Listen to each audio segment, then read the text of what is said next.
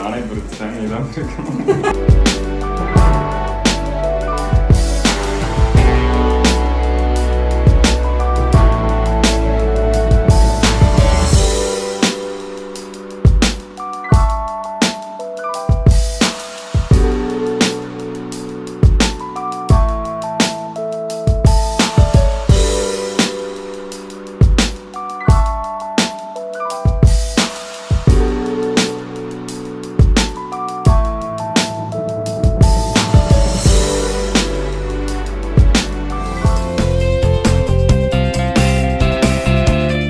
Hi everyone, எல்லோரும் எப்படி இருக்கீங்க? நாங்கள் ரொம்ப நல்லாயிருக்கோம். இது ஆக்சுவலி வேலண்டைன்ஸ் வீக், அதனால இந்த மாதிரி தான் ஸ்டார்ட் பண்ணுவோம் அந்த டே.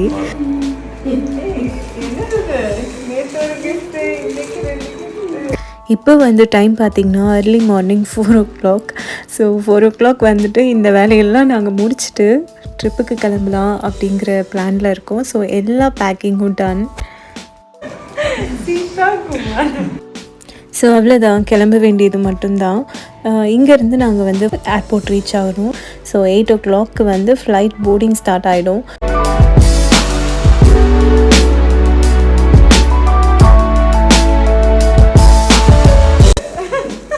நானே பிரிச்சுட்டேன், இதான் இருக்கணும். உனக்கு அடிஷ்னலாக இன்னொரு டாயும் இருக்குது, சரியா வச்சு இதுதான் லைட்.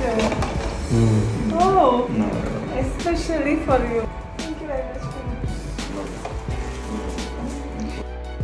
ஸோ நாங்கள் ஒரு 5:45 அந்த டைம்க்கே ஏர்போர்ட் ரீச் ஆகிட்டோம்.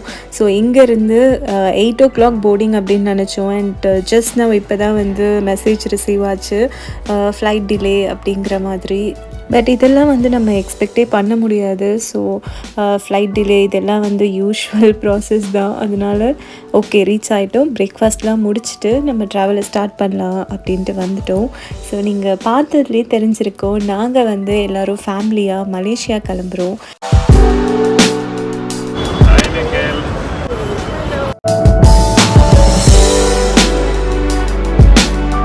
அண்ட் இந்தியாவிலேருந்து பார்த்திங்கன்னா அட்லீஸ்ட் ஒரு குட்டி வெக்கேஷன் பிளான் பண்ணணும் அப்படின்னு நினச்சோம். ஸோ அதனால் ஃபேமிலியாக இந்த மாதிரி கிளம்பிட்டோம். இது என்னோடய தம்பி வீணு அண்ட் என்னோடய சிஸ்டர்-இன்-லா நந்தினி. ஸோ இந்த வெக்கேஷன் டேஸ் எங்களுக்கு எப்படி இருந்துச்சு, நாங்கள் என்னெல்லாம் பண்ணோம், எங்கெல்லாம் விசிட் பண்ணோம், ஸோ எங்களோட இந்த டேஸ்லாம் எவ்வளோ ஃபன்னாக இருந்துச்சு, எப்படி போச்சு, எல்லாத்தையும் நான் அவங்க கூட நெக்ஸ்ட் வீடியோவில் ஷேர் பண்ணுறேன். போர்டிங்க்கு டைம் இருக்குது அப்படின்னாலும் நம்ம இமிக்ரேஷன் அண்ட் செக்யூரிட்டி செக்இன்லாம் முடிச்சுட்டு போயிட்டு கேட் முன்னாடி உட்காந்துடலாம் அப்படின்னு சொல்லிட்டு கிளம்பியாச்சு. அண்ட் நிலன் குட்டி ஒரே இடம், அவன் தான் ட்ராலியை தள்ளுவேன் அப்படிங்கிற மாதிரி. ஸோ இதையும் அவங்க பாருங்கள் எவ்வளோ விளையாட்டாக பார்க்குறாங்க அப்படின்னு. அதை யார் கேட்டும் வாங்கியும் அவன் கொடுக்கவே இல்லை. இப்படி தான் பண்ணிகிட்ருக்கான்.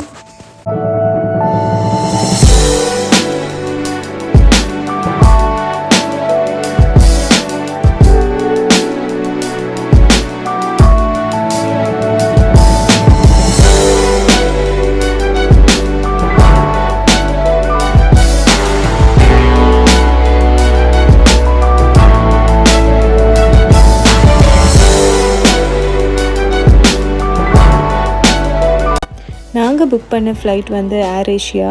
பட் 8 o'clock ஸ்டார்ட் பண்ண வேண்டிய ஃப்ளைட் 9:30க்கு தான் ஸ்டார்ட் பண்ணாங்க. ஸோ இதனால் என்ன ப்ராப்ளம் ஆச்சு அப்படின்னா, நாங்கள் மலேசியாவில் போய் ரீச் ஆகிட்டு அங்கேருந்து நாங்கள் நெக்ஸ்ட்டு பிளான் வச்சுருந்தோம். ஸோ அதெல்லாம் நாங்கள் பண்ணோமா இல்லையா அப்படிங்கிறத நாங்கள் கூட அப்படியே இந்த வீடியோவோட எண்டில் ஷேர் பண்ணுறேன்.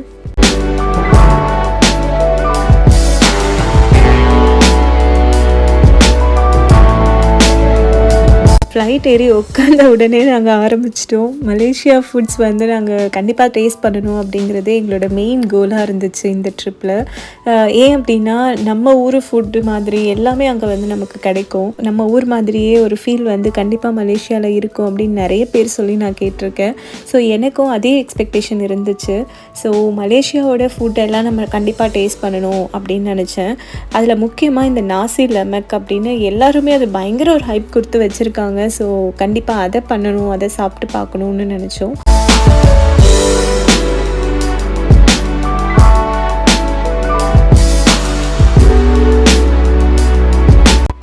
அவ்வளோதான், அரவுண்ட் 4 hours ட்ராவல் ரீச் ஆயாச்சு. ஸோ இங்கேருந்து நாங்கள் ஃபஸ்ட் பண்ண வேலை என்ன அப்படின்னா சிம் கார்டு வாங்கிக்கிட்டோம். ஏன்னா இந்தியா சிம் வந்து இங்கே யூஸ் பண்ண முடியாது. அதனால் இங்கே டெம்ப்ரவரியாக நம்ம சிம் கார்டு வந்து வாங்கிக்கலாம். இங்கே நிறைய வந்து ஸ்டால்ஸ் மாதிரி போட்டு வச்சுருப்பாங்க. ஸோ அவங்கக்கிட்ட போயிட்டு பிளான் பேக்கேஜ் அதெல்லாம் வந்து கரெக்டாக விசாரிச்சுட்டு ஸோ அதில் எது நமக்கு சூட்டபுளாக இருக்குமோ அதை வந்து நம்ம பிக் பண்ணிக்கலாம். அண்ட் சிம் வாங்கி முடித்ததுக்கப்புறம் ரெண்டாவதாக நாங்கள் பண்ண முக்கியமான வேலை வந்து இந்த மணி எக்ஸ்சேஞ்ச் தான். ஸோ ஃபஸ்ட்டு வந்து நாங்கள் யோசித்தோம் இங்கே வந்து எக்ஸ்சேஞ்ச் பண்ணிக்கலாம் அப்படிங்கிற மாதிரி. பட் நாங்கள் கரன்சி எக்ஸ்சேஞ்ச் போகவே இல்லை. என்ன ரீசன் அப்படின்னா நம்ம வந்து கரண்ட் ரேட்டுக்கு இப்போ நம்ம எக்ஸ்சேஞ்ச் பண்ணுறோம், இந்தியன் ருப்பியை வந்து மணி எக்ஸ்சேஞ்சில் பண்ணுறோம் அப்படின்னா அதனால் நமக்கு வந்து அந்த சம் சார்ஜஸ் எல்லாம் டெபிட் ஆகி அது ஒரு தடவையும் பார்த்திங்கன்னா அரவுண்ட் 300-400 ருப்பீஸ் வந்து நமக்கு லாஸ் ஆகும். ஸோ அதனால் என்ன பண்ணோம் அப்படின்னா நாங்கள் இன்டர்நேஷ்னல் டெபிட் கார்டு வச்சுருந்தோம். ஸோ அதை தான் யூஸ் பண்ணுற மாதிரி இருந்துச்சு. அதை யூஸ் பண்ணுறப்ப எங்களுக்கு இது வந்து ஓவராலாக ஒரு அரவுண்ட் ஒரு 5,000-6,000 சேவ் ஆகிருக்கும் அப்படின்னு வச்சுக்கோங்களேன். ஸோ இன்டர்நேஷ்னல் டெபிட் கார்டு இருந்தால் அது வந்து பெஸ்ட்டு. அப்படி இல்லை அப்படின்னா மணி எக்ஸ்சேஞ்சில் போயிட்டு எக்ஸ்சேஞ்ச் பண்ணிவிட்டு போகிற மாதிரி தான் இருக்கும்.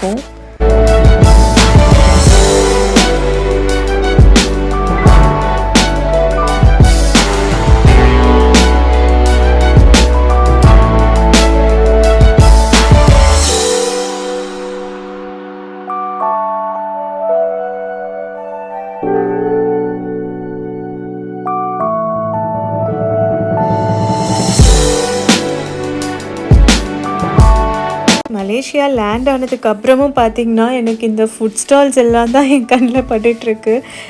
ஏன் அப்படின்னா ஒரு தடவை இந்தியா வெக்கேஷன் பிளான் பண்ணும்போதும் பார்த்திங்க அப்படின்னா எனக்கு என்னெல்லாம் டிஷ்ஷஸ் ரொம்ப பிடிக்குமோ அதெல்லாம் நான் கண்டிப்பாக போயிட்டு சென்னையில் சாப்பிடணும் அப்படின்னு நினச்சி தான் பண்ணுவேன். அண்ட் அதே மாதிரி தான் மலேசியா போகிறப்பையும் சேம் எக்ஸ்பெக்டேஷன் நான் அங்கேயும் செட் பண்ணிக்கிட்டேன். ஸோ அங்கே எதெல்லாம் வந்து ரொம்ப ஸ்பெஷல், எதெல்லாம் ரொம்ப நல்லாயிருக்கும் அப்படிங்கிறதெல்லாம் கண்டிப்பாக டேஸ்ட் பண்ணணும், மிஸ் பண்ணக்கூடாது அப்படிங்கிறதெல்லாம் யோசித்தேன்.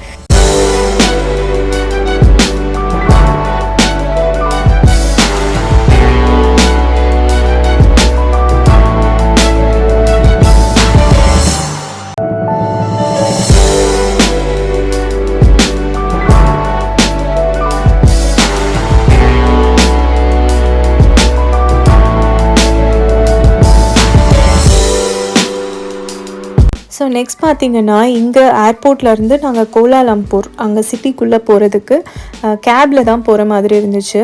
ஸோ அரவுண்ட் 1 hour ட்ராவல் இருக்கும். இங்கேருந்து நாங்கள் கோலாலம்பூர் சிட்டிக்குள்ளே ரீச் ஆக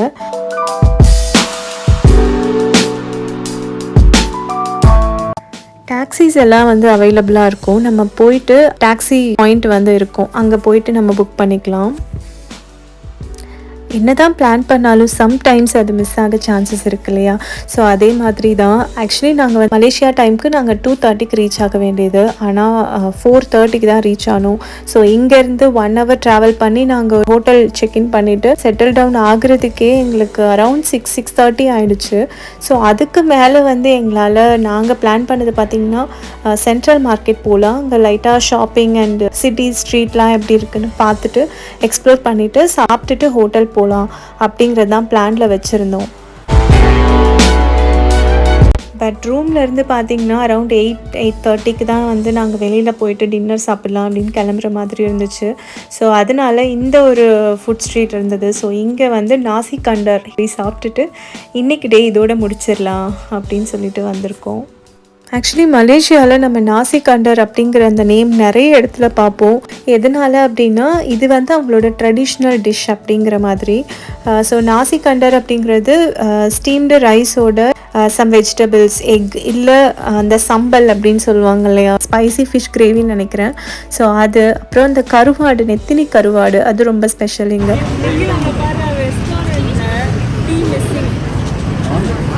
அப்படிதான் அங்கெல்லாம் இருக்கும்.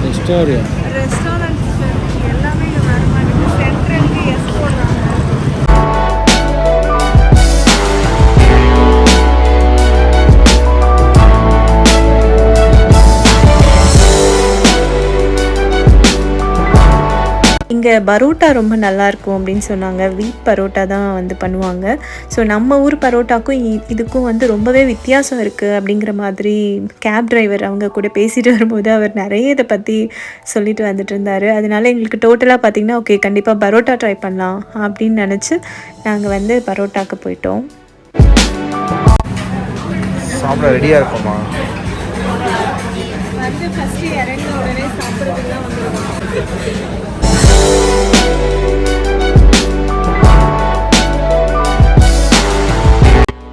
ஒருத்தன் முடியல விளையாடிட்டு இருக்காங்க. ஸ்பைடர்மேன்.